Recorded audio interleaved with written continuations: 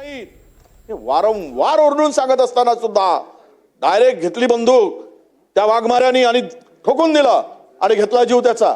अध्यक्ष महोदय, म्हणून माझे प्रश्न असे आहेत की या बॅलिस्टिकचा फॉरेन्सिक रिपोर्ट काय आहे हे पहिला.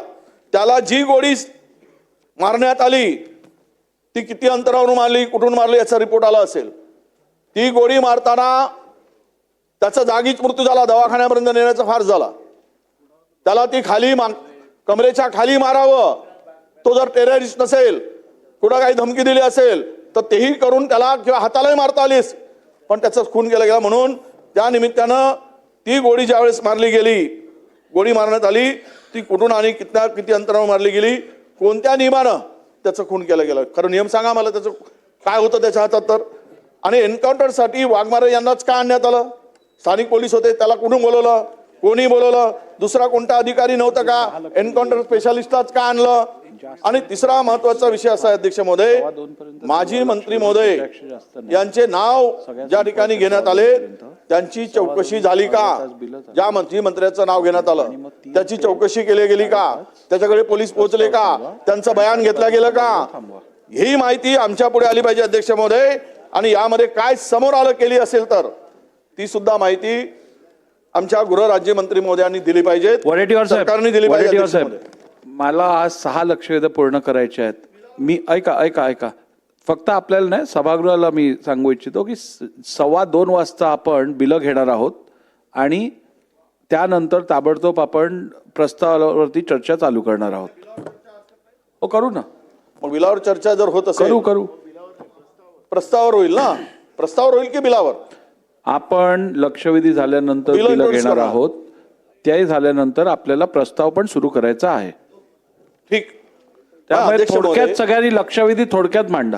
म्हणून माझं मंत्र आहे अध्यक्ष महोदय, आमचा प्रश्न असा आहे, ज्या माजी मंत्री महोदयांनी मंत्री महोदयाचं नाव घेतलं गेलं त्याची वैद्यकीय त्याची चौकशी झाली काय, त्यामध्ये काय समोर आलं हे सुद्धा या सभागृहाला कळलं पाहिजे.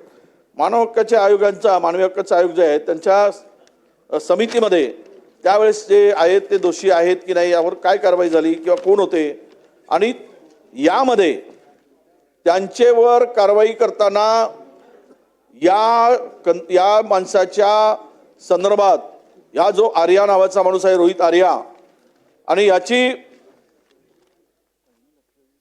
देयके सरकारकडे बाकी आहेत की नाही, त्यांनी काम केलं की नाही, आणि काम केलं असेल तर तो देयके मागण्यासाठी किंवा त्याचे जे काही पैसे घेतले गेले त्यावेळेसच्या तत्कालीन मंत्र्यांनी ते पैसे घेऊन घेतलेत असा सुद्धा त्यांच्या संदर्भातला त्या रोहित आर्याचा आरोप होता. मी काम केलं आणि माझ्या बिलाचे पैसे त्यांनी उचलून घेतलेत. तर या सगळ्या प्रकरणाची चौकशी करत असताना त्यामध्ये या रोहित आर्याला जी गोळी घातल्या गेली तो अधिकारी दोषी आहे, कारण त्याचा खून केला गेला आहे. त्या संदर्भात सुद्धा काय चौकशी केली हे सुद्धा माहिती महाराष्ट्राला कळली पाहिजेत.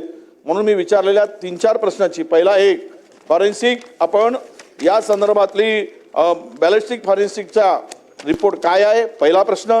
दुसरा प्रश्न, एन्काउंटरसाठी वाघमारेच यांना का आणण्यात आलं? असा कोणता तो काय टेररिस्ट होता हा? कारण हा एन्काउंटर स्पेशालिस्ट आहे म्हणून दुसरा प्रश्न आहे की त्यालाच का आणण्यात आलं? तिसरा प्रश्न, माजी मंत्री महोदयांचं नाव समोर आलं आहे त्याची चौकशी झाली काय? तिसरा प्रश्न, आणि मानवी हक्क आयोग आहे यांच्या समितीमध्ये कोण होते की ज्यांनी दोषी धरला आहे, त्यांच्यावर काय त्या कारवाईमध्ये काय दिरंगाई होत आहे, या संदर्भातली माहिती आपण द्यावी. हे माझे 3 प्रश्न आहेत अध्यक्ष महोदय. चला मंत्री महोदय, उत्तर होऊ द्या.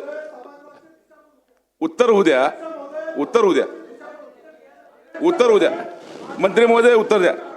तुम्हाला संधी देतो. नाही. चला उत्तर द्या मंत्री महोदय, उत्तर द्या.